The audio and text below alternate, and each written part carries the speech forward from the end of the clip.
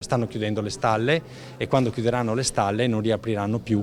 Emergenza materie prime in agricoltura, il focus della situazione in Veneto direttamente dall'assessore regionale Federico Caner, coordinatore della CPA, Commissione delle Politiche Agricole della Conferenza delle Regioni. Situazione emergenziale annuncia per la quale nelle prossime ore è previsto un incontro tra la Regione e il Ministro Patonelli. In particolare in Veneto, in Pianura Padana, ma non solo, anche in altre realtà italiane, sta mettendo in ginocchio la nostra agricoltura, in particolare legata all'allevamento. Con le stalle a rischio chiusura a causa della mancanza del mangime per gli animali d'allevamento, così a catena il crollo delle produzioni alimentari di origine animale. E questo significa non solo perdita di prodotto di latte, ma anche, io penso, ai nostri prodotti tipici, che guardate sono fondamentali anche per l'aspetto turistico, perché questa regione attrae anche per ciò che dà non solo dal punto di vista culturale e naturale, ma anche enogastronomico.